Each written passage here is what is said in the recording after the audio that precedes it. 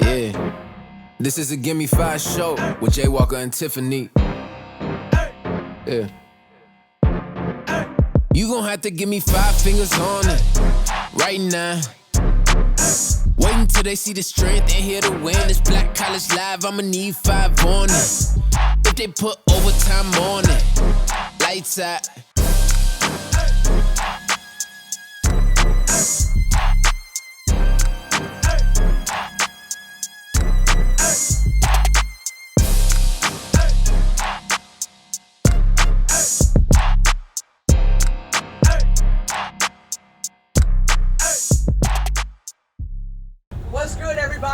What's up? To another edition of Gimme 5 Black College Live. We are here in the Bluff City, Memphis, Tennessee for the 30th annual Southern Heritage Classic. Jay Walker, Tiffany Green with you.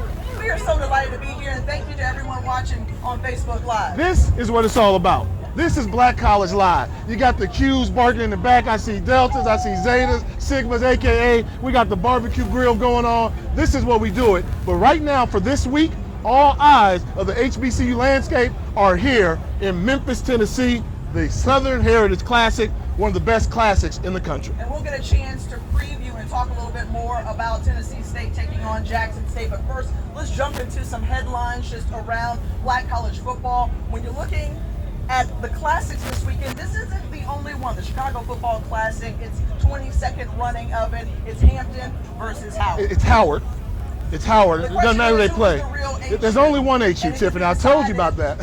There is one HU, and that is America's Black College. But this matchup is intriguing because for those old heads from Howard University like myself, we will never forget when Hampton came into the MEAC and took ownership of the HU tag. But now I think it's a whole different thing. So there will be a football game played. And when you talk about that football game, it all starts with the best player on the field, and that's going to be Kalen Newton, the quarterback extraordinaire from Howard University. How does Hampton defend the reigning MEAC football player of the year, the offensive player of the year?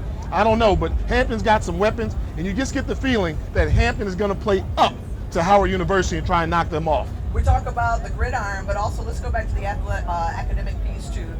2 of the top 5 HBCUs, according to U.S. World News and Report, in their most recent listing of it. So shout out to both HBCUs. I joke with Hampton. I joke with Hampton a lot, but Howard and Hampton, as you mentioned, they are the Ivy League of HBCU education. Those 2 schools get it done on and off the field. But Coach Prince, I need you to get your first win for the Bison. We don't lose to Hampton. We don't lose to Hampton. The question, though, brings up a greater point in discussion, and you may have seen the article written by Jamel Hill in this edition, this month's edition of the Atlantic magazine. And so she asked the question: should black athletes, the elite black athletes, return to HBCUs as opposed to PWIs? You know, and I'm in a unique position because many people don't know this, but I've gone to both. I've gone to a PWI at Long Beach State University, and then I went to an HBCU at Howard University. And knowing what I know now, you can't expect a kid that has NFL dreams only to turn down Alabama, LSU, Georgia, all those schools, USC. It's not realistic. They're not going to do it. However, I go back to what my story was. My mom told me, son, you've made one football decision before in your life.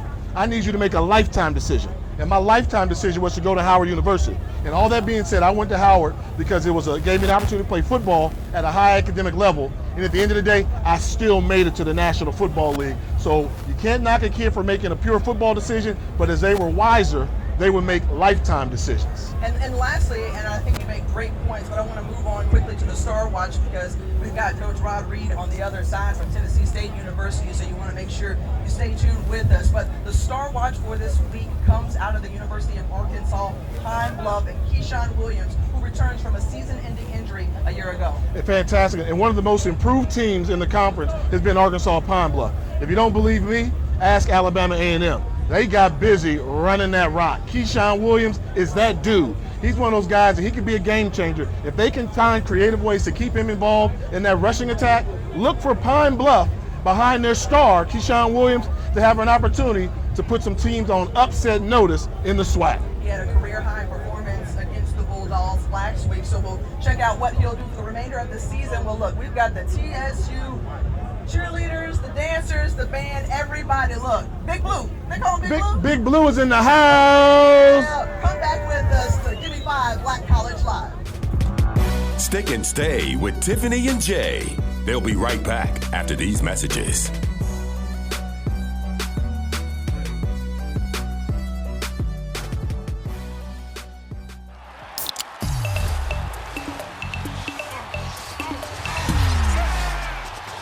Everybody clap your hands. Cha-cha now, y'all. Turn it out. Oh, yeah. Cha-cha, real smooth. It's MEAC football season, and things are about to get wild. Could the Aggies bury the Bison? Or will the Bears make a run at the ratings board? Will the Rattlers strike before the Bulldogs bite? Will the Eagles sink their talents into the title or feel the Hornets sting? Could the Wildcats wrap their jaws around victory or will the Spartans win out in the hunt? It's the road to the 2019 Celebration Bowl. May the wildest team win.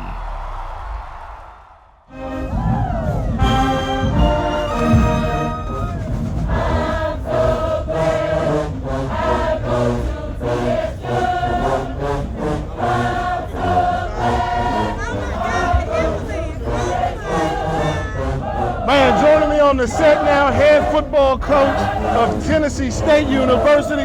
I got to soak it all in. The athlete in me likes hearing this atmosphere. You went to Tennessee State, now you're the head coach. What's it like when you hear that song going in the Big Blue Nation getting behind you? It just sends chills down your spine, man. We couldn't do it without the AOB. Dr. McDonald over there, man, does a great job with these guys. I see Prof. Graves, former band director here, extraordinaire that was here for years. So it's great to have the AOB riding with us all the time. AOB, I got you. They talk about Big Blue, and I've got my, later on in the show, I'm going to give you, Tennessee State's our school of the week. I'm going to give you 5 things you got to know about Tennessee State University.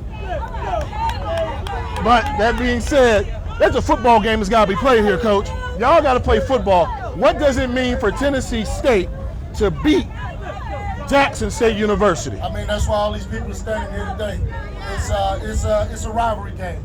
It's nothing like Tennessee State, Jackson State. I've been preaching this to the kids. I didn't want to get into it too early, but since Wednesday on, I've been talking about the rivalry. It doesn't matter what the record is. It doesn't matter that they're 0-2 and we're 1-1. It doesn't matter if they were 0-10 and we were 10-0. When TSU and Jackson State play, there's going to be some sloppy knocking out there today, and I can tell you that right now. Everybody wants to win the football game, Coach, but I need to know who has to play well for you in order to have success tonight. I think we have to play well up front. You know, if we can play well up front on our offensive defensive line, we'll give ourselves a great opportunity. We got some quarterback deals. Cam was banged up a little last week. We'll start Octavius Battle today. And Cam will be ready. You're going to tell us? I thought you were going to keep a secret who your starting quarterback was going to be. That was my next question. It's 2 hours before the game. It's game day. There ain't no secrets, baby. You know, if we can take control up front and we're able to run the football, we'll make him a lot more comfortable in the pocket. But also defensively, you know, they have some great athletes over there at Jackson State. You watch them on film, you know, they don't look like an 0-2 football team, I can tell you that. They got 3 quarterbacks that have played decent at times. You know, up front, they got 3 good running backs, and defensively, they always good.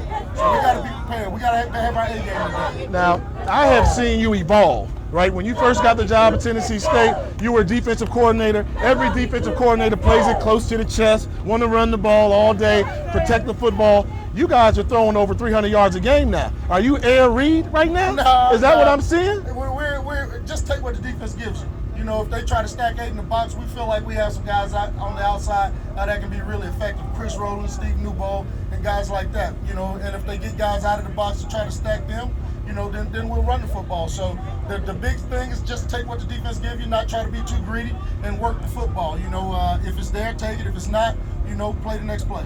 All righty, well, easier said than done. They do hold the advantage in this series. We want to wish y'all good luck before y'all head into your OVC season. Best of luck to you. Rod Reed, head coach, Tennessee State University. We'll be back. Stick and Stay with Tiffany and Jay. They'll be right back after these messages.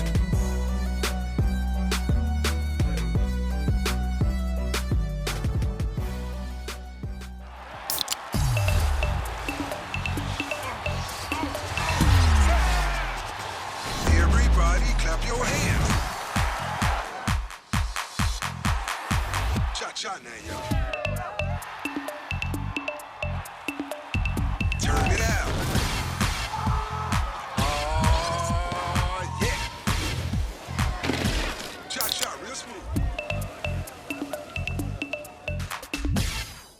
We are the SWAC. Our heritage lifts us to great heights because my history is forged by trailblazers. That motivates me today to focus on my future. We are the SWAC. We are the new trailblazers. And this is my heritage. Welcome back to the 30th Annual Southern Heritage Classic in Memphis, Tennessee. And check this out. This is the kind of vibe we got going on behind us. A live crowd. You heard from one band. You'll hear from Jackson State in just a moment. But I think this is an exceptional time to bring in the visionary, the man who helped to found the Southern Heritage Classic and put it all together, Mr. Fred Jones Jr. Thank you so much for being here. I first got to ask, just in terms of, how did you come up with this idea? Well, it was an idea that was already there, and it just needed a fresh coat of paint. And that fresh coat of paint got to be the Southern Heritage Classic. Add the entertainment, black college sports, halftime is legendary. So I had something to work with, and we just worked from there. When you walk around the grounds here at the Liberty Bowl and just see what it's grown to be, do you stick your chest out, beaming with pride? Absolutely. I mean, I think everybody here has a lot of pride. This is our hometown. We look good, we feel good, and we're having a good time. In terms of, last year, the fans didn't get a chance to see the game, but when you look at the weather today and just how beautiful it is, are you thanking God for Mother Nature holding up? Yeah, but you know what? I think that made us stronger. That we know it happened last year. That was last year. This year, we have a great weather. We got great participation. We got a great tailgate. We're anticipating a great game. So everything is going forward for us right now. The game and the tailgate is just one aspect or element of this entire weekend. It goes from the Battle of the Bands to a college and career fair. I mean, entertainment all the way around. What is your favorite part of the weekend? I would probably have to say the parade in Orange Mound. I mean, it was absolutely spectacular. Thousands of people, a number of bands from all over the country. In fact, I saw a band from Kansas City, Kansas. So it's something that's, we've grown a lot, and we got a national presence, and I really appreciate that. When you're looking at the city of Memphis and their bicentennial celebration this year, but this is also the 30th year or edition of the Southern Heritage Classic, where do you go from here? How many more years you got?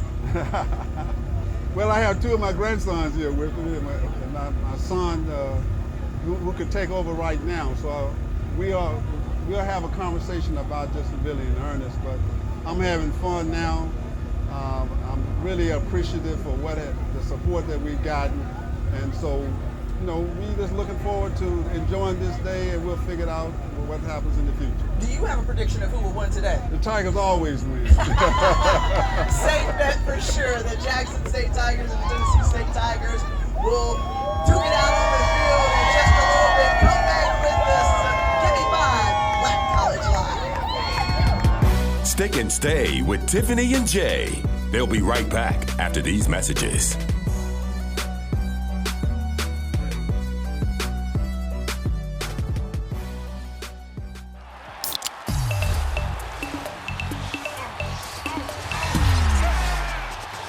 Everybody clap your hands. Cha-cha now, y'all.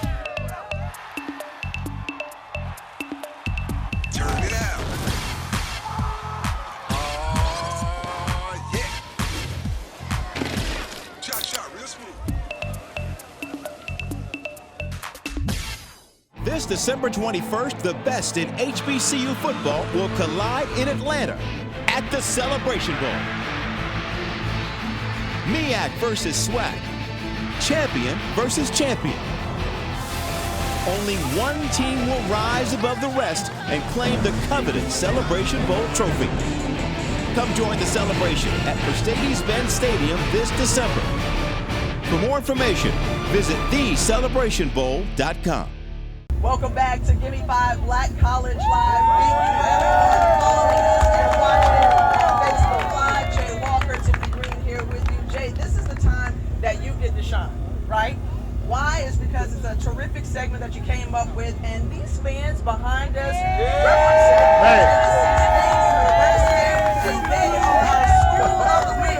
Tennessee Time. State. What?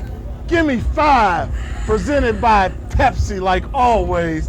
You gotta like it. Now, y'all judge me by this, all right? Because, I've been around. So part of the things about going around the country is I think I learned a couple things about a school or two. So Tennessee State, let me tell you 5 things you gotta know about Tennessee State. What is it? Number 5, I think we heard them earlier, the aristocrat of band. If you haven't seen them get busy in Nashville, you were missing out on something. They rock the house. Number four, because at the end of the day, I'm a football player and bands got to perform during football games. You got to know about Richard Dent and Claude Humphrey, 2 NFL Hall of Famers from Tennessee State University. They've got talent throughout the league, Dominique Rodgers, Cromartie, and all that, but they do have those 2 NFL Hall of Famers. Number 3, I always talk about the legend. And in HBCU football, there are a lot of legends. And the legend of Big John Merritt is legendary. Big John Merritt was an innovative thinker. There's a story that John Merritt would go to the game with his starting quarterback in a Cadillac, and the rest of the team was in a bus. But that was Big John Merritt. And then number 2 is a little known black history fact, I think. Yeah, what you got? What I got? You ever heard of the TSU Tiger Bells? The Tiger Bells, Wilma Rudolph, Wyoming Tires. I mean, they own United States women's track and field. They are the best tracksters in the world. If people don't know about them, do your history. The Tiger Bells from TSU put it down. And number 1, money talk. Money talk? Money talk. Money talk. Money talk. Money talk. Oprah. Oprah. I mean, I'm a Howard guy. We don't got no Oprah. So I'm going with Oprah Winfrey, number 1. On the bubble, not quite making it on my list, Ed Too Tall Jones. And if you're going to go down to Tennessee State, you're going to go by this little place they call Jefferson Street. You got to know about Jefferson Street. What you know about that? I don't know a whole lot about it. I've been in Nashville a few times. I've checked it out a little bit, but clearly, did he do a good job? Yeah! Okay, research, folks. That Howard University education paid off, right? Thank you, Ms. Famuin. Yeah, that's okay. But the idea is that it's all HBCU love across the board. We've got more here from Memphis, Tennessee. Come back with us. Stick and stay with Tiffany and Jay. They'll be right back after these messages.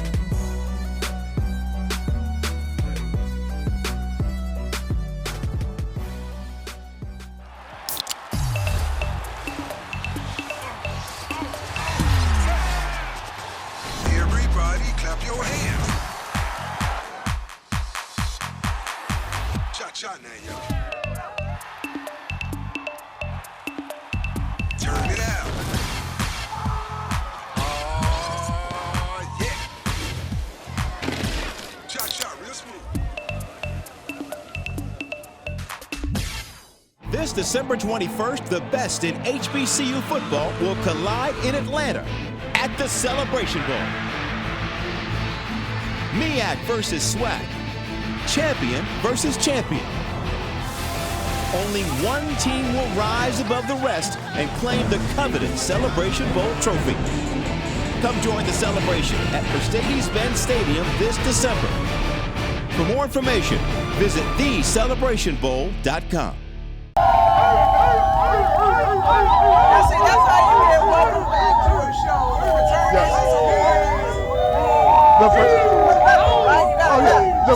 The fraternities and sororities will always have a place on Black College Live. Do we have any? We got any Omega Psi Phi in the house? What about the Sigmas? Phi Beta Sigma. Okay. Hey, can I get a little Delta Sigma Theta action?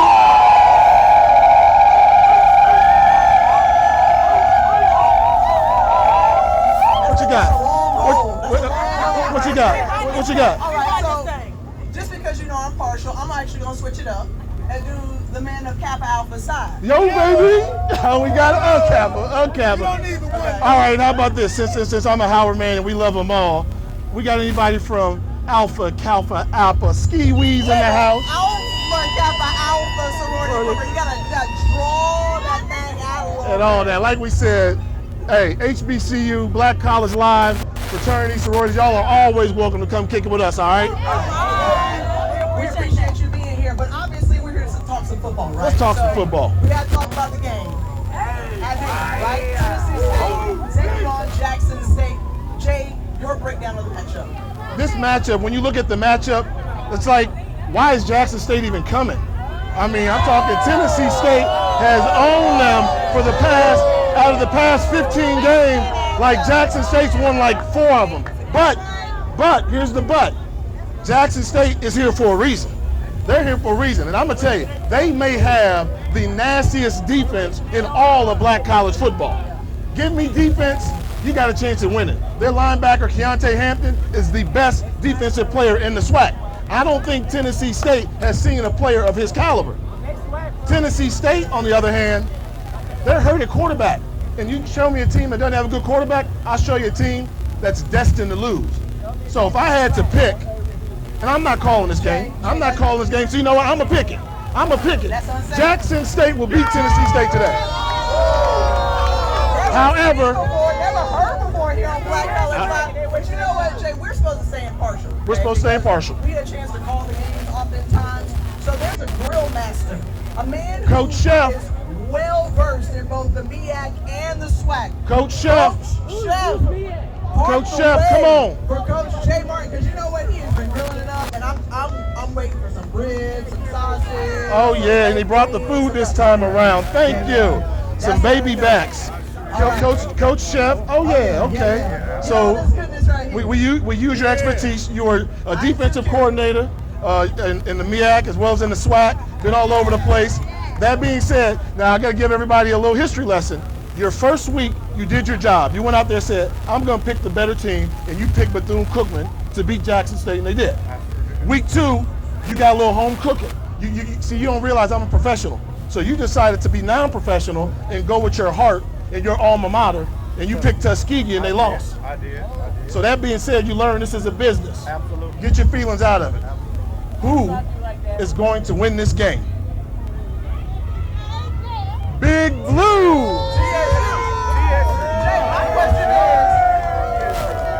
The question is, I want to watch the Tigers go at it. Literally, the mascots go at it. Because remember, Jackson State's mascot got flagged for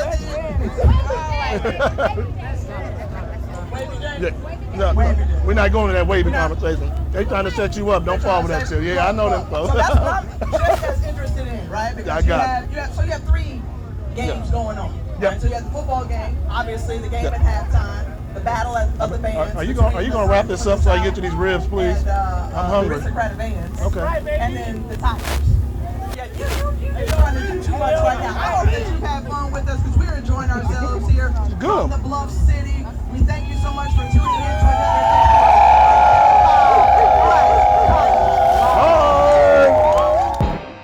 Yeah, this is a Gimme 5 show with Jay Walker and Tiffany.